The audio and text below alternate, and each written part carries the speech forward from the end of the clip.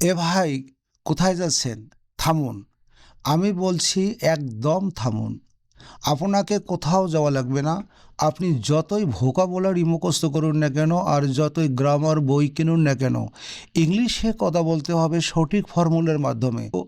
আর এই ফর্মুলাগুলো এই ভিডিওতে অতি সহজ টেকনিকে সঠিক ফর্মুলাটা আপনারা পাচ্ছেন। কোথায় যাচ্ছেন? দেখে যান। আরে ভাই, আমি বলছি পাবেন।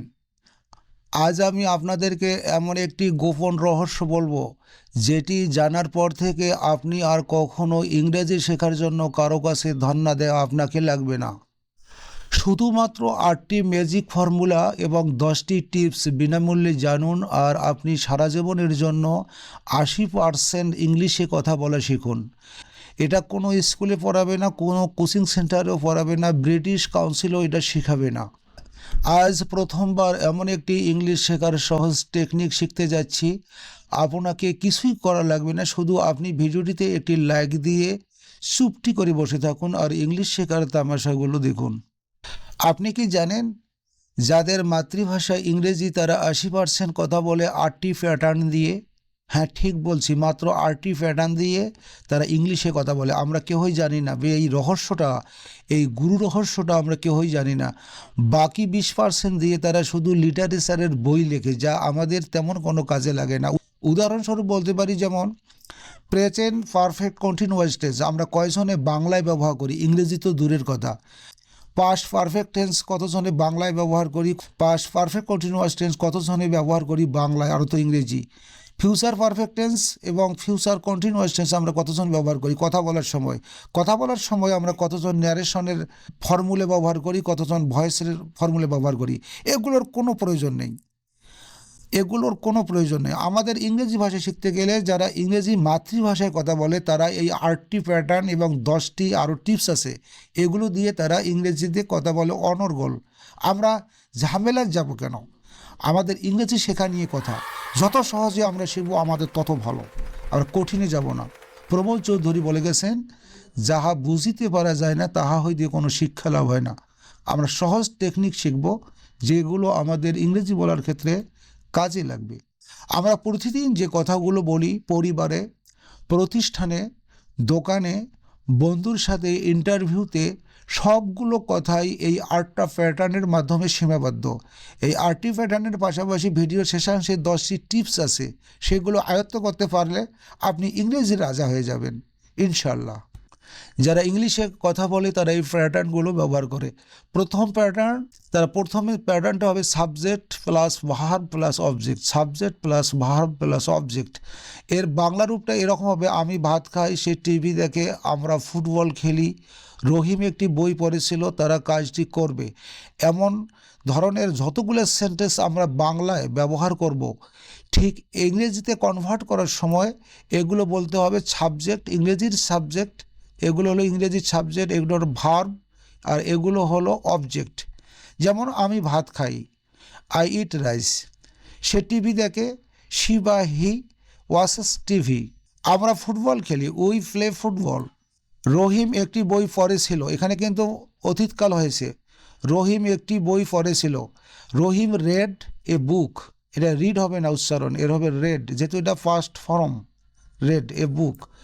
তারা কাজটি করবে, they will do the work. এ করবে, উইল ডু, উইল ডু মানে করবে। এটি হলো ফিউচার টেন্স, এটা হলো পাস্ট টেন্স, এটা ফিউচার, এগুলো প্রেজেন্ট টেন্স। আমরা এই প্যাটার্নে কিন্তু সবচেয়ে বেশি কথা বলি, subject plus verb plus object. দ্বিতীয় প্যাটার্নে আমরা এবারে যাব। দ্বিতীয় pattern subject plus verb plus to verb. এখানে ভার্বের জায়গায় সবগুলোতে ওয়ান্ট আছে। দেখুন, আমি যেতে চাই, ও পড়তে চায়, নাসিমা জানতে চায়, পাখিটি উড়তে চায়, তুমি আসতে চাও। এমন ধরনের বাংলা বাক্যকে যখন আমরা ইংলিশে কনভার্ট করব, তার প্যাটার্নটি হবে সাবজেক্ট প্লাস ওয়ান্ট বা ভার্ব এবং টু ভার্ব। যেমন আমি যেতে চাই, আই ওয়ান্ট টু গো। ও পড়তে চায়, হি ওয়ান্ট টু রিড। এখানে third person singular number subject I U ব্যতীত যত প্রকার এক বছরের সাবজেক্ট আছে তার সাথে মূল ভার্বের সাথে এস বা ইয়ে যুক্ত হয়, এটা আমরা সকলে জানি। এই ও মানে কিন্তু সে, আমরা অনেক সময় সেকে ও বলে থাকি। এই জন্য আমাদের বৈচিত্র্য আনতে হবে শেখার সময়। ও পড়তে চায়, he want to read. Nasima জানতে চায়, নাসিমা ওয়ান্ট টু নো। পাখিটি উড়তে চায়, the bird want to fly. তুমি আসতে চাও, ইউ ওয়ান্ট টু খাম। এটা হলো দ্বিতীয় প্যাটার্ন। আপনারা এ ধরনের সাবজেক্ট যখন চাই, চাও, চাই থাকেন শেষে বাংলা বাক্যের, সেখানে সেন্টেন্স হবে subject plus want plus to verb. এবারে আমরা তৃতীয় প্যাটার্নে যাব। তৃতীয় প্যাটার্নে দেখুন subject verb object to verb. সাধারণত বাংলা বাক্যগুলো যদি এরকম হয়, আমি চাই তুমি আসো, তারা চায় আমরা অপেক্ষা করি, আমরা চাই তুমি পড়াশোনা করো, মা বাবা চায় বাচ্চা শিখুক, এমন ধরনের বাংলা বাক্যকে যখন আমরা ইংলিশে কনভার্ট করব, তার স্ট্রাকচার বা প্যাটার্নটি হবে subject verb object to verb.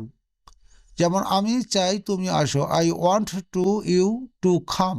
তারা চায় আমরা অপেক্ষা করি, they want us to wait. আমরা চাই তুমি পড়াশোনা করো, we want you to study. মা বাবা চায় বাচ্চা শিখুক, parents want children to learn. এখানে দেখুন এগুলো কিন্তু সাবজেক্ট নয়, এগুলো অবজেক্ট, এটা মনে রাখতে হবে, এগুলো সবগুলো অবজেক্ট। আমরা এবারে চতুর্থ প্যাটার্নে যাব। চতুর্থ প্যাটার্নের সাবজেক্ট বি ভার্ব অ্যাডজেক্টিভ বা নাউন। এখানে একটি জিনিস লক্ষ্য রাখতে হবে, বি ভার্বটা কি। এই বি এটি একটি ভার্ব। বি ভার্বের প্রেজেন্ট রূপ হলো অ্যামিজার, এর ফার্স্ট ফর্ম হলো ওয়াজ ওয়ার, আর এর ফিউচার রূপ হলো উইল বি। এখানে কোন ধরনের সেন্টেন্স দেখুন, আমি ভালো, ঘরটি পরিষ্কার, সে ক্ষুধার্ত ছিল, আমরা সতর্ক থাকব, রানা বিখ্যাত হবে। এই সেন্টেন্সগুলো যখন আমরা ইংলিশে কনভার্ট করব, তার প্যাটার্নটি হবে সাবজেক্ট বি ভার্ব এবং অ্যাডজেক্টিভ, অথবা নাউনও হতে পারে অথবা নাউন অ্যাডজেক্টিভ উভয় হতে পারে। আমি একটি উদাহরণ দিচ্ছি, আমি ভালো, আই অ্যাম এ গুড। আমি একজন ভালো শিক্ষক, I am a good teacher. যেমন আমি একজন শিক্ষক, আই অ্যাম এ টিচার। এ ধরনের সেন্টেন্সকে, এই ধরনের বাংলা বাক্যের রূপকে যখন আমরা ইংলিশে কনভার্ট করব, তার রূপ হবে, তার প্যাটার্নটি হবে subject be verb adjective. Adjective সবচেয়ে বেশি হয়, নাউনও হতে পারে অথবা অ্যাডজেক্টিভ নাউন উভয় হতে পারে। আমি ভালো, আই অ্যাম গুড। ঘরটি পরিষ্কার, দ্য রুম ইজ ক্লিন। সে ক্ষুধার্ত ছিল, হি ওয়াজ হাংরি। এখানে ছিল, ছিল থাকার কারণে এখানে ওয়াজ হবে। অ্যামিজারের ফার্স্ট ফর্ম হলো ওয়াজ। আমরা সতর্ক থাকবো, এটা হলো ফিউচার টেন্স, এজন্য এখানে উইল বি হবে, we will be careful. Rana বিখ্যাত হবে, রানা উইল বি ফেমাস। আমরা এবারে পঞ্চম প্যাটার্নে যাব। দেয়ারের পর আছে, দেয়ারের পর হলো বি ভার্ব, তারপর নাউন, তারপর প্লেস। অর্থাৎ একটা সেন্টেন্সে যদি কোনো স্থান বোঝায়, সেই স্থানে কোনো আসে বোঝায়, সেখানে এই প্যাটার্নে ইংরেজিতে উত্তর দিতে হবে। যেমন টেবিলের ওপর একটি বই আছে, গ্লাসে পানি আছে, আকাশে অনেক পাখি আছে, স্কুলের সামনে একটি বড় গাছ ছিল, ছাদে দুটো বিড়াল ছিল। এ ধরনের সেন্টেন্সকে যখন আমরা ইংলিশে কনভার্ট করব, এখানে কিন্তু স্থানও আছে, আবার আছেও আছে, অথবা ছিল আছে। এ ধরনের সেন্টেন্স, দেয়ার মানে কিন্তু সেখানে, দেয়ার মানে সেখানে। যখন আমি একটি উদাহরণ দিচ্ছি, দেয়ার ইজ এ বুক, সেখানে হয় একটি বই। এর উত্তর, যখন আমরা অন দ্য টেবিল বলবো, তখন কিন্তু দেয়ারের মানে আর সেখানে থাকবে না, তখন এই অন দ্য টেবিলের ওপরে চলে যাবে। যখন টেবিলের ওপর একটি বই আছে, there is a book on the table, এটির বাংলা হবে টেবিলের ওপর একটি বই আছে, তখন দেয়ারের বেসিক মানেটা হচ্ছে না, এটা মনে রাখতে হবে। কোনো যখন স্থান বোঝায় এবং আছে বোঝায় অথবা ছিল বোঝায়, সেক্ষেত্রে তার ইংরেজি প্যাটার্নটা হবে এরকম, দেয়ার বি নাউন প্লেস। গ্লাসে পানি আছে, there is water in the glass. এখানে ইজ হলো কেন, অনেকের মানে প্রশ্ন জাগতে পারে। ওয়াটার তো অনেকগুলো পানি, গ্লাসের মধ্যে অনেকগুলো পানি। দেখুন যেগুলো গণনা করা যায় না, আনকাউন্টেবল নাউন, যেগুলো গণনা করা যায় না, সেগুলো এক বচন হিসেবে গণ্য করা হয়, এজন্য এখানে ইজ হয়েছে। তাহলে গ্লাসে পানি আছে, there is water in the glass. আকাশে অনেক পাখি আছে, there are many birds in the sky. স্কুলের সামনে একটি বড় গাছ ছিল, এখানে ছিল অতীতকাল হয়েছে, পাস্ট টেন্স, এজন্য এখানে দেয়ার ওয়াজ হবে, এখানে দেয়ার ওয়াজ হবে অথবা ওয়ার হবে। যেগুলো বহু বচন সেখানে অয়াজ, যেগুলো এক বচন সেখানে ওয়াজ, সেটা আমরা সকলে জানি।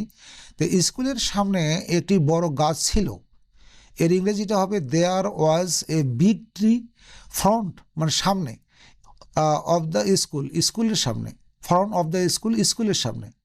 তাহলে স্কুলের সামনে একটি বড় গাছ ছিল, there was a big tree front of the school. ছাদে দুটো বিড়াল ছিল, there was two cats on the roof.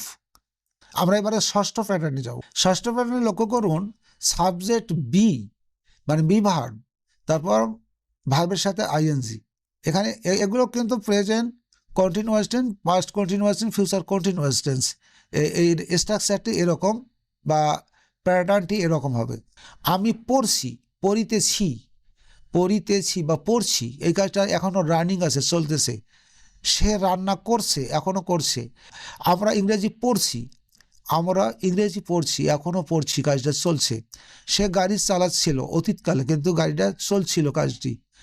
রিনা কাল আসবে, মানে আসতে থাকবে। Future tense ভবিষ্যৎকাল। এ ধরনের সেন্টেন্সকে যখন আমরা ইংলিশে কনভার্ট করব, তখন তার রূপটি হবে সাবজেক্ট বি এবং ভার্বের সাথে আইএনজি। আমি পড়ছি, আই অ্যাম রিডিং। সে রান্না করছে, শি ইজ কুকিং। আমরা ইংরেজি পড়ছি, উই আর স্টাডিং ইংলিশ। সে গাড়ি চালাচ্ছিল, অতীতকালে গাছটি চলছিল। হি ওয়াজ ড্রাইভিং এ কার। রিনা কাল আসবে, রিনা উইল বি কামিং টুমোরো।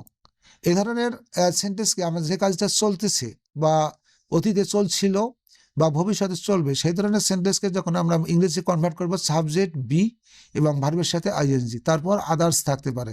এবারে আমরা সপ্তম প্যাটার্নে যাব। সপ্তম প্যাটার্নে subject have, has, past participle. এগুলো সবগুলো কিন্তু প্রেজেন্ট পারফেক্ট টেন্স। আমরা কথা বলার সময় অনেক ব্যবহার করি, যেমন আমি খেয়েছি, তুমি এসেছো, সে বই পড়েছে, তারা খেলেছে, রিনা গান গেয়েছে। এই যে এসি, এসো, এসেন, এই ধরনের সেন্টেন্সকে যখন আমরা, এই ধরনের বাংলা রূপকে যখন ইংলিশে কনভার্ট করব, তখন তার প্যাটার্নটি হবে subject plus have, has plus first participle, মানে ভার্বের ফার্স্ট পার্টিসিপল। যেমন আমি খেয়েছি, আই হ্যাভ ইটেন। এই ইটেনটা হলো প্রেজেন্ট পাস্ট পার্টিসিপল, ভার্বের ফার্স্ট পার্টিসিপল 3 ফর্ম। তুমি এসেছো, ইউ হ্যাভ কাম, এটা হলো ফার্স্ট পার্টিসিপল, ভার্বের 3য় ফর্ম। সে বই পড়েছে, he has read the book. তারা খেলেছে, দে হ্যাভ প্লেড। রিয়া গান গেয়েছে, Riya has sung a song. অষ্টম প্যাটার্নে subject verb object object, double object, যেটা দ্বিকর্ম বলা হয়। এখানে 2টি কর্ম আছে, বাংলাতে 2টি কর্ম আছে। সে আমাকে একটি চিঠি লিখে, বাবা আমাকে বাইসাইকেল কিনে দেয়, বন্ধু আমাকে তার কলমটি দিল, সে আমাকে বাংলা শেখাবে, আমি মাকে ফুল এনে দেব। এমন ধরনের সেন্টেন্সকে যখন আমরা ইংলিশে কনভার্ট করব, তার রূপ হবে সাবজেক্ট ভার্ব অবজেক্ট অবজেক্ট। এখানে 2টি অবজেক্ট থাকবে। সে আমাকে একটি চিঠি লেখে, he write me a letter. বাবা আমাকে একটি বাইসাইকেল কিনে দেয়, father buys me a bicycle. বন্ধু আমাকে তার কলমটি দিল, অতীতকাল। My friend gave me his pen. এখানে গ্যাভ হবে, এটা অতীতকালের কারণে, বাকিগুলো সব ঠিক থাকবে। সে আমাকে বাংলা শেখাবে, he will teach me Bengali. আমি মাকে ফুল এনে দেব, I will be mother flower. এখানে এ দুটো কিন্তু ফিউচার টেন্স, এ দুটো ফিউচার টেন্স, এজন্য উইল টিচ হয়েছে, উইল ব্রিং হয়েছে। এটি হলো অতীতকাল বা পাস্ট টেন্স, এজন্য গ্যাপ হয়েছে। এই দুটো হলো প্রেজেন্ট টেন্স। এবারে আমরা 10টি টিপস দেখব। এই টিপসগুলো খুবই দরকারি ইংরেজি শেখার জন্য। যেমন ওয়ান টু, চাই। ওয়ান টুর অর্থটা হলো চাই, কি চাই? যেমন আই ওয়ান্ট টু ইট, আমি খেতে চাই। আমি যেতে চাই, আমি জানতে চাই, আমি করতে চাই, আমি ধরতে চাই, যতগুলো চাই হোক, এই এই ওয়ান টু দ্বারা আপনার সকল সেন্টেন্স তৈরি করতে পারবেন। এখানে সাবজেক্ট, যেমন আমি যেতে চাই, আই ওয়ান্ট টু গো। আমি উড়তে চাই, আই ওয়ান্ট টু ফ্লাই। আমি পড়তে চাই, আই ওয়ান্ট টু রিড। এখন এই আইয়ের জায়গায় আমরা হি বসাতে পারি, করিন বসাতে পারি, ইউ বসাতে পারি, দে বসাতে পারি, যে কোনো সাবজেক্ট বসাতে পারি। এখানে হাজার হাজার সেন্টেন্স তৈরি করা যাবে এই ওয়ান টু দ্বারা। এখন যে 10টি টিপস দিচ্ছি, এই 10টি টিপস কিন্তু খুব গুরুত্বপূর্ণ। এই 2টি শব্দ দ্বারা, এই 1 2 দ্বারা আমরা শত শত সেন্টেন্স তৈরি করতে পারবো, সাবজেক্ট চেঞ্জ করে এবং ভার্ব চেঞ্জ করে। যেমন নিড টু, এই নিড টু অর্থ হলো প্রয়োজন বা দরকার। এখন I need to eat, I need to eat আমার খাওয়া প্রয়োজন বা খাওয়া দরকার। আমার যাওয়া দরকার, আই নিড টু গো আমার আসা দরকার, আই নিড টু কাম। এমনিভাবে শত শত যতটি ভার্ব বসাবেন ততটি সেন্টেন্স হবে। এগুলো ইংরেজিতে বলার সময় খুব গুরুত্বপূর্ণ। আমরা পরবর্তী স্টেপে যাচ্ছি। দেখুন, এগুলো কঠিন নয়। হ্যাভ টু মানে করতে হবে, যেতে হবে, গাইতে হবে, এমন ধরনের। Have to, I have to eat আমাকে খেতে হবে, আমাকে যেতে হবে, আই হ্যাভ টু গো, আমাকে আসতে হবে, আই হ্যাভ টু কাম। এমনিভাবে আপনারা শত শত সেন্টেন্স তৈরি করতে পারবেন। লাইক টু পছন্দ করি, কি পছন্দ করি, ওই ইটকে আমরা ব্যবহার করব সব জায়গায়। কি পছন্দ করি, আই লাইক টু ইট আমি খেতে পছন্দ করি, আমি যেতে পছন্দ করি, আই লাইক টু গো। এমনিভাবে শত শত সেন্টেন্স তৈরি করতে পারবেন। আমরা পরবর্তী স্টেপে যাচ্ছি। দেখুন কত সহজ। লাভ টু খুব ভালোবাসি, কাকে ভালোবাসি, দেখুন খালি প্রেমিকাকে ভালোবাসা নয়, অনেকে ভালোবাসা আছে। আই লাভ টু ইট আমি খেতে খুব ভালোবাসি, যেতে ভালোবাসি, আই লাভ টু গো। এমনিভাবে শত শত সেন্টেন্স তৈরি করতে পারবেন। যদি কোনো ভার্বের সাথে আইএনজি যুক্ত থাকে সেক্ষেত্রে, আর তারপর যখন টু থাকে, সেটা কিন্তু একটা পরিকল্পনা বা সম্ভাবনা বোঝায়। সেটা সাধারণত ফিউচার টেন্সেরকে ইঙ্গিত করে। যেমন আমি করতে যাচ্ছি, ধরতে যাচ্ছি, যেতে যাচ্ছি, খেতে যাচ্ছি, এমন হতে পারে। I am going to eat আমি খেতে যাচ্ছি। এটা একটা পরিকল্পনা হতে পারে, আবার সম্ভাবনা বোঝাতে পারে। আমি খেতে যাচ্ছি। এখানে দেখুন ট্রাই টু চেষ্টা করা, এখানে দেখুন ট্রাই টু চেষ্টা করা। আই ট্রাই টু ইট আমি খাওয়ার চেষ্টা করি। আর I try to eat healthy food আমি স্বাস্থ্যকর খাবার খাওয়ার চেষ্টা করি। স্টার্ট টু শুরু করা, স্টার্ট টু অর্থ হলো শুরু করা। I start to eat, I start to eat আমি খেতে শুরু করি। দেখুন কত সুন্দর একটি করে ছোট্ট একটি করে টিপস আপনাদেরকে শত শত হাজার হাজার সেন্টেন্স তৈরি করার একটা সূত্র তৈরি করে দিচ্ছে। আমরা এগুলো প্র্যাকটিস করব। স্টার্ট টু দ্বারা দেখুন এখানে যে কোনো কাজ শুরু করেন, আমি কাজটি শুরু করব, I start to work. Use to আমরা যে কাজটা আগে করতাম, অতীতকালে কোনো কাজ করতাম, এটাকে ইউজ টু বলা হয়। এটা ইংলিশে আমরা ইউজ টু ব্যবহার করি। Use to, I use to eat আমি আগে খেতাম। কি খেতাম, a lot of fast food আমি আগে প্রচুর ফাস্ট ফুড খেতাম। হেল্প মানে কাউকে সাহায্য করার, হেল্প টু আমি কাউকে সাহায্য করার ক্ষেত্রে আমরা হেল্প টু ব্যবহার করতে পারি, কাউকে সাহায্য করার ক্ষেত্রে। দেখুন I help my mother to cook আমি মাকে রান্না করতে সাহায্য করি। এমনিভাবে আপনারা শত শত হাজার হাজার লক্ষ লক্ষ সেন্টেন্স তৈরি করতে পারবেন।